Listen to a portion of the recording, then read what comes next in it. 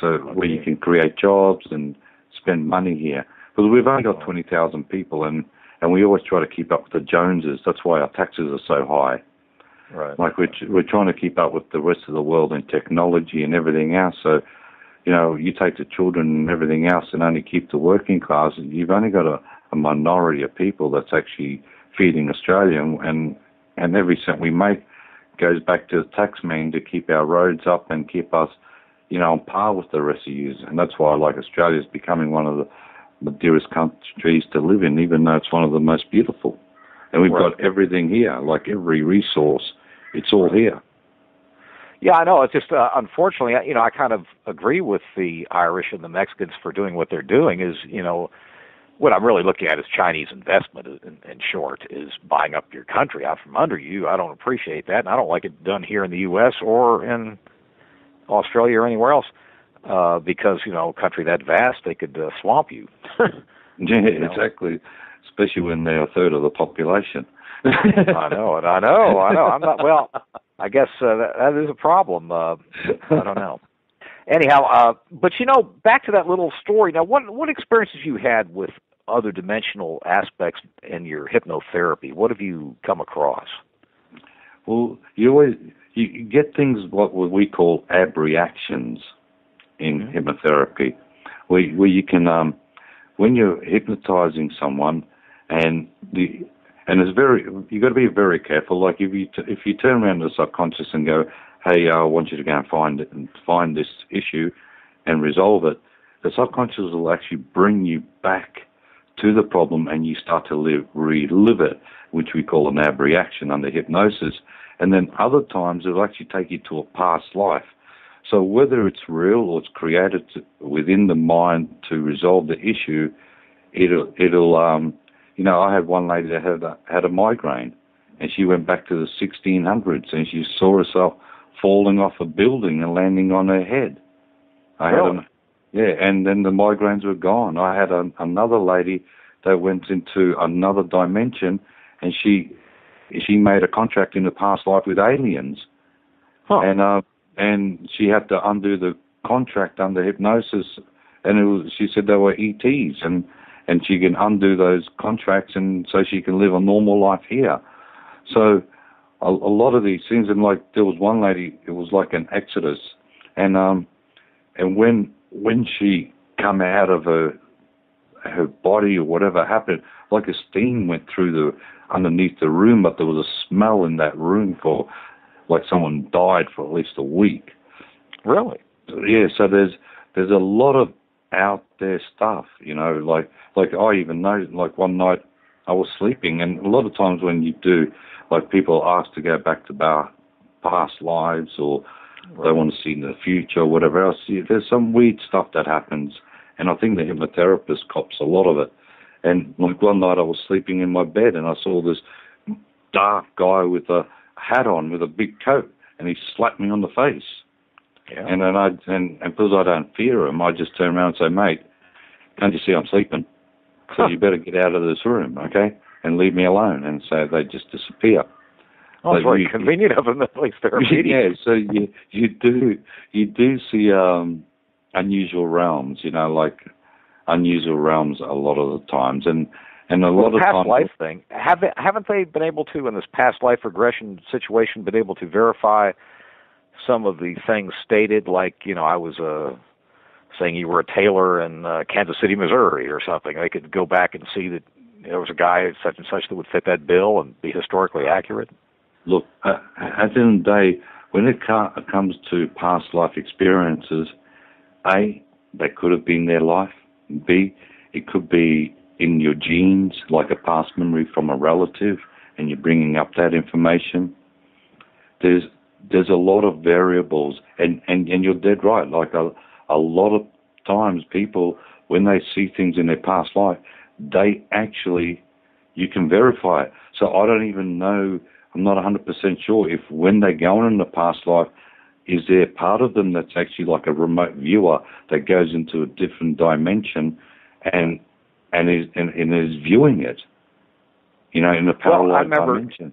I don't remember the specifics of the story, but many, many, many years ago, decades ago, there was the some gal named Bridie Murphy back in the, I don't know, the 40s or 50s or something, and that was the case that was always brought up, about the historic classical case about the woman who remembered past lives, and they actually did ostensibly check them out, and yes, I mean, they met historically and analyzed it and found, yes, details that this woman couldn't possibly have known on her own. I mean, you take real genealogists and historians to find out whatever they found out, more, way beyond what this woman's capabilities were. So that it was very, like you're just saying, it's very unique that she could have done that. Something had to be involved here. Something did, more than this peasant 100%. Woman finding this out. And now there's one thing about the Bible and Catholicism and everything else is that no matter what they say, and I'm not saying I believe in it necessarily because I'm no expert in anything like this, but there was a belief in the Christian church till about the year 300 that there was reincarnation. The old Jews believed in it. Yep. It was a belief system that was prevalent in the early Christian church, and I think the Council of Nicaea and what have you knocked it out about the year 300. But it was a very strong undercurrent. And at one time, Jesus was asked his disciple, "Who do they say I am?" And is Elijah come again, or this or that or the other? And he didn't say one thing. Importantly, he didn't say that that's reincarnation's all nonsense. He just said, then he went on to say who he was, but he didn't say categorically, yes, it's all baloney. And like I say, I'm not saying I believe in it, but I will say it has been a component of Judaism and early Christianity. So while I'm not getting on the bandwagon for it, by the same token, it isn't completely ludicrous that exists. Look, and I agree. It's like, our bodies, like our energy, where does it go? Like I know in Judaism, they say you make a contract for what type of life you're going to live. So, you're a spirit, then you make a contract and then you jump into a vehicle, which is the baby or the body that you're going to live your new reincarnation. And then you live those experiences until you learn the lessons.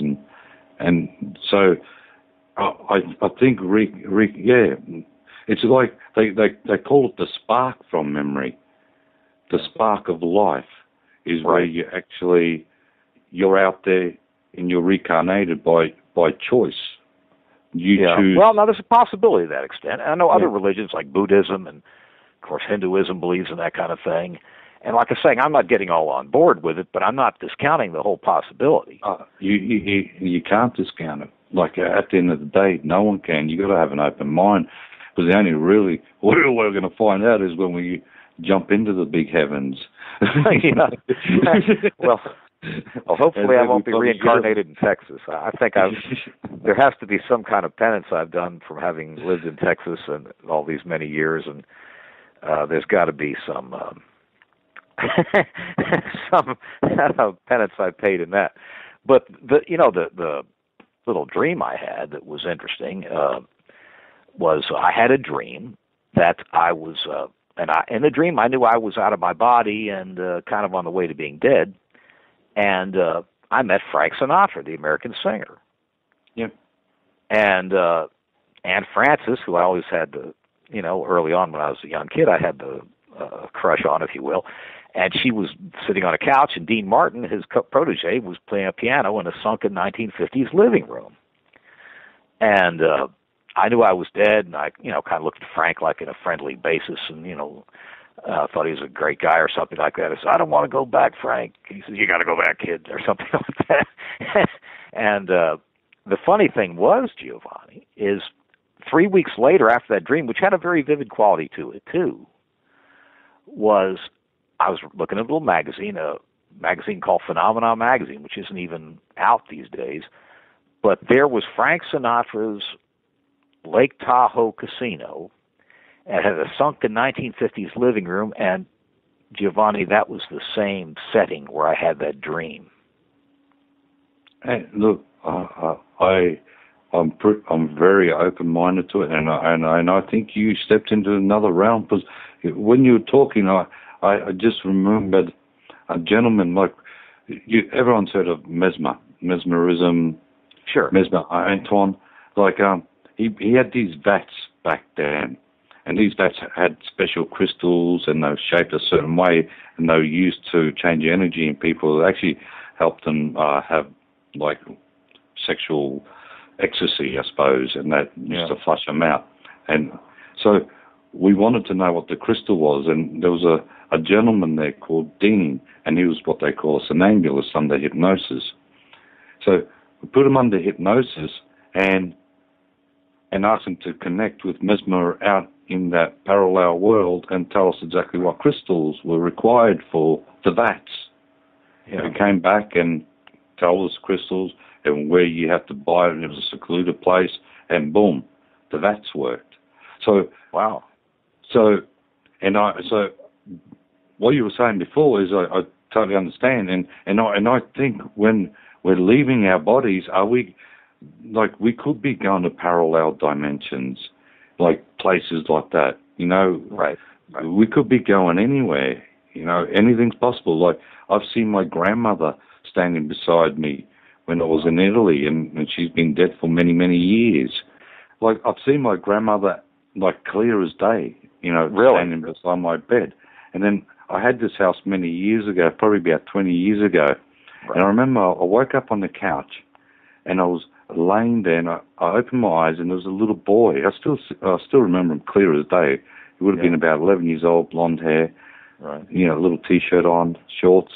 And I looked up, and there was a boy at the end of the couch. So I closed my eyes, opened my eyes, closed my eyes, and after the third time, the boy disappeared. Yeah. And probably about 3 to 6 months later, I did renovations, like in the house. I ripped up all the carpet, and there was a newspaper article about a boy that died in that house. Was murdered. Really? Wow. And I went, ooh, this is a little bit freaky. Sure. And, so I think, you know, you have to really, you've got to have an open mind. We're not the only ones. Energy, there is ghosts, there is other dimensions. It's just because we can't see them. Like the movies must know there's other dimensions too. That's why they bring out 3D and 4D movies. Like you feel like you're in there. Well, this like was where they get. The thing with Sinatra, just like it very similar to the out-of-body experience, had a very vivid, detail-oriented aspect to it. It was, I guess, once again, your perceptions were different than in a regular dream, which is kind of a loosey-goosey kind of thing.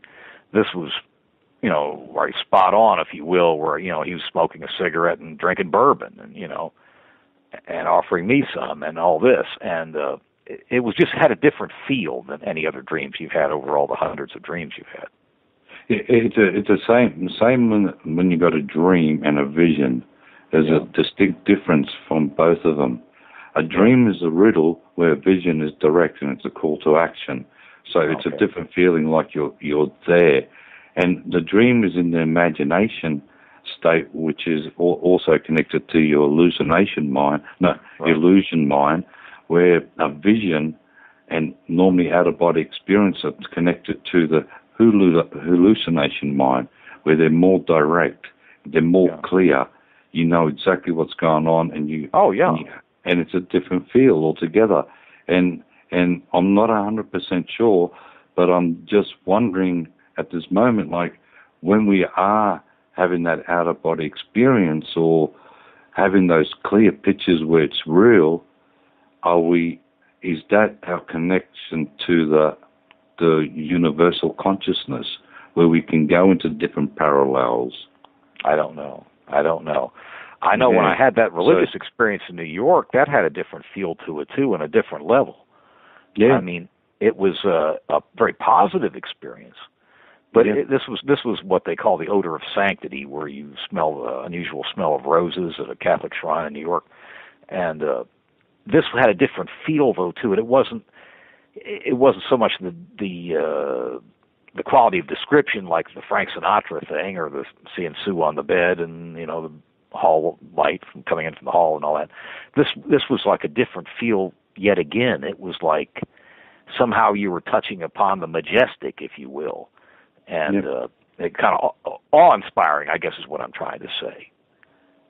And see, the senses that were used there was the nose receptors through the smell. Yeah. Okay, anytime you're looking for an answer or whatever, if you take note, you always breathe in through your nose. Yeah. You take a deep breath in, you go, oh, I wonder what's going to happen tomorrow, and you go. Yeah, I never really thought about it, but I guess you do. Yeah, we do, and you know, a lot of people. It's said that the nose receptors is where the information from the consciousness comes in when you're asking the question and connects with you, and that's why you get those answers. It's like you're sucking the answer out of the consciousness. Well, you know, this other dimensionality, I'm glad that you've been able to examine that with hypnosis. But, you know, for those that are kind of, you know, putting it down, you got to remember, I'm speaking to them right now, is that in the Bible, it said that Jesus went to Tartarus to minister to demons. Now, that was some other place. That wasn't hell. The word for hell was different. Tartarus was different than hell in the Old Testament. In Aramaic is what I'm trying to say. And Tartarus was some special place that was different than Sheol, that would be hell, or the word they used for hell. So that was some other dimension, is what I'm saying. Jesus went to wherever these birds were hanging out was another dimension that he went to deal with them. And that's what it says in there. So in other words, I'm saying the Bible itself speaks of there being other dimensions. So for those people that would think we're just, you know, taking hallucinogens ourselves, we're not. This all comes from the most credible sources that Western society has.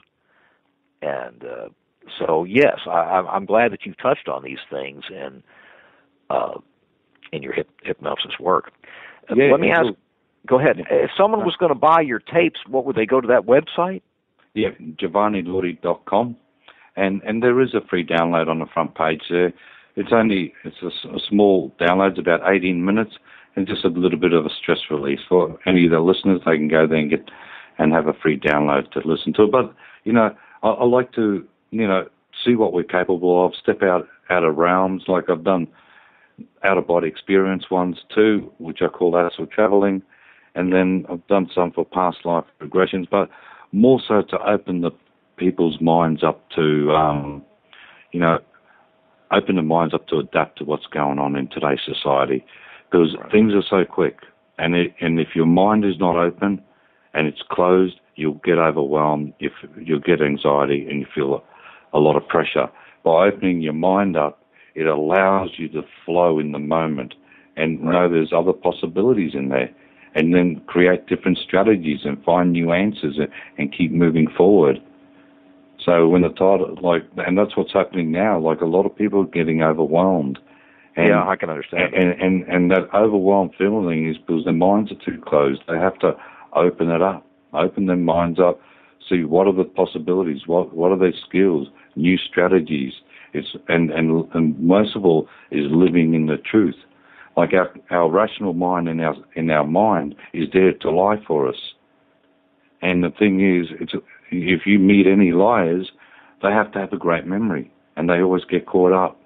But if you live in the truth with integrity, you don't have to worry about lying, because it just washes away all those clouds. So it's not carrying an anchor with you. Right. And a lot of times the answers come from looking within you and asking different questions and opening your mind up to everything's possible.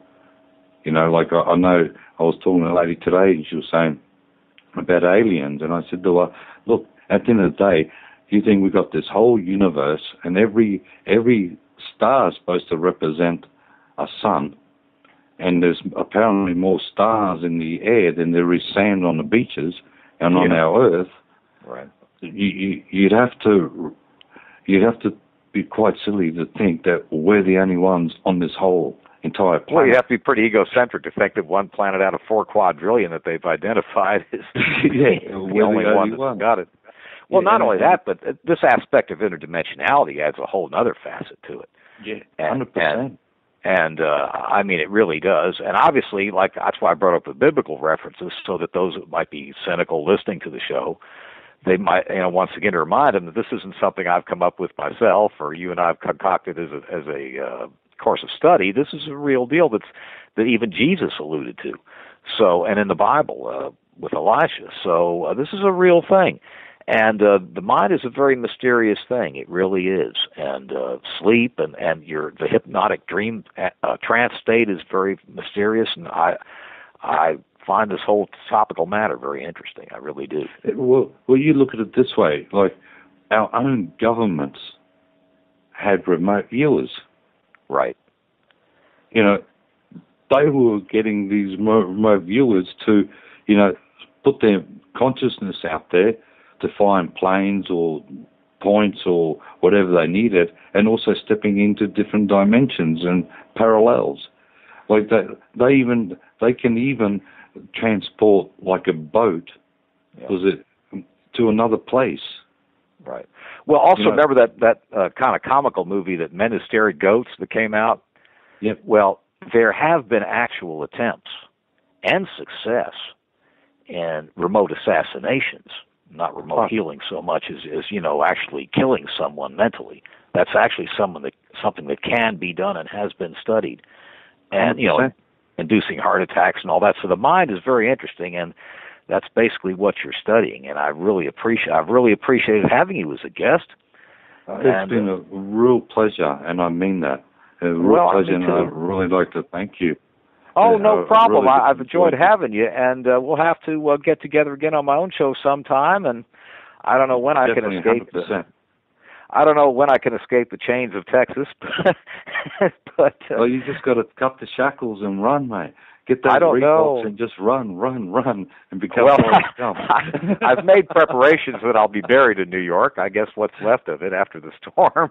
So at least I've out to everyone. Well, at least my spirit won't roam mournfully around Texas when I croak. But listen, Giovanni, it's been great. And I better mention a couple things on the upcoming shows, and then I guess clock out for the night. But it's been darn good, and I will definitely keep in contact with you. Yeah. Thank you, Kevin, and thank you all the listeners for listening in. And hopefully that storm doesn't affect you too much. And have a wonderful evening or day, whatever time it is for you guys. And thank you for really taking the time to listen in. And thank you for your time too, Kevin. Take care. Well, sure. You take care. We'll talk to you soon. Bye-bye. Okay. Bye. Bye. Well, the mind is interesting. And hypnosis and the states that you enter in is something that deserves a lot of attention. And I hope you found that enlightening. And we'll have other shows on astral travel and things like that too, and the experiences that people have had. Now, this is, of course, Epic Voyagers, and not my show, but tomorrow night on my show, we're going to have a very good replay of Colonel John Alexander and the fact that the government has disclosed UFOs. And also, we've got chemtrails coming up on November 6th with Mark Murphy, and I think that would be a topic that would interest you people as well. It's definitely right up the alley of the subject matter that Epic Voyagers and the Kevin Cook Show deal with. So it's good to be with you, and I thank Ken Cherry for it. And y'all ought to join Epic Voyagers. They've got a lot of interesting meetings, and have a lot of very great authors associated with it and researchers, and I think you'd find it interesting. So go to epicvoyagers.com and look them up. Anyhow, fellas, it's been a good night, and for my East Coast buddies, I keep your chin up. This will pass like every other storm. Good night.